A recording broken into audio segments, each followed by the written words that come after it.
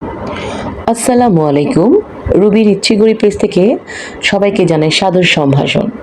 আজ দেখাবো আপনাদের ছুরি শুটকি বোনা। খুবই লোভনীয়ভাবে এই শুটকিটা রান্না করা হয়েছে, দেখতেও খুব লোভনীয় হয়েছে।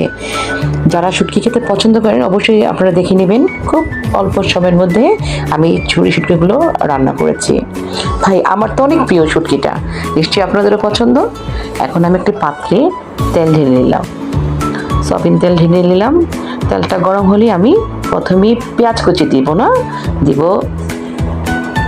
শুটকি, কারণ পেঁয়াজটা আমি পরে দিব, শুটকিটা আগে দিয়ে শুটকিগুলো আগে ভেজে নেব।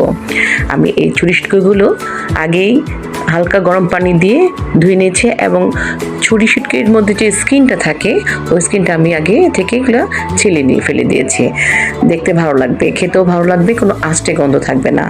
তো আমি এখন লবণ দিয়ে ভালোভাবে নেড়ে চেড়ে দিচ্ছি, দেখতে পাচ্ছেন।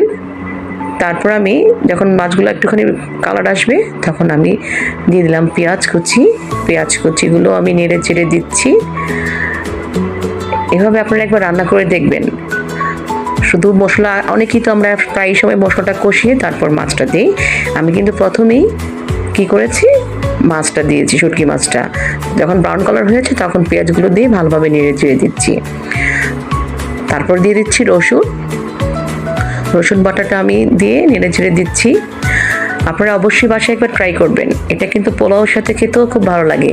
পোলাও, ভাত, খিচুড়ির সাথেও খাওয়া যায়, তবে পোলাওর সাথেও ভালো লাগবে। ভাত তো অবশ্যই ভালো লাগবেই। তো আমি এখন ভালোভাবে নেড়ে চেড়ে দিচ্ছি। এখন পেঁয়াজটা যখন নরম হবে তখন আমি মরিচ গুঁড়ো দিয়েছি। আমি একটু আগে হলুদ গুঁড়ো দিয়েছিলাম, এটা স্কিপ হয়ে গেছে। আমি হলুদের গুঁড়োটা কম দিয়েছি 1 চামচ, আর 3 চামচ দিয়েছি মরিচের গুঁড়ো। তারপর এগুলো ভালো মতো আমি ভেজে নিব।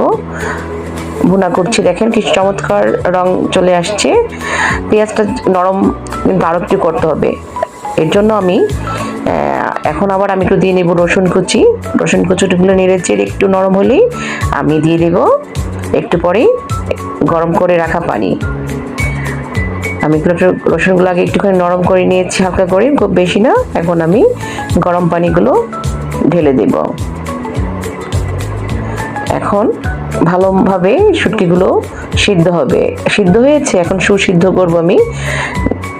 পেঁয়াজটা একদম নরম করে ফেলবো, শুটকিগুলো নরম হয়ে যাবে। দেখেন কালারটাও কিন্তু খুব ভালো এসেছে। আমার শুটকি প্রায় হয়ে গেছে। আমি একটু কাঁচা মরিচ দিয়ে দিলাম। এখন নেড়ে চেড়ে এগুলো আমি ঢেলে দেব পাত্রে।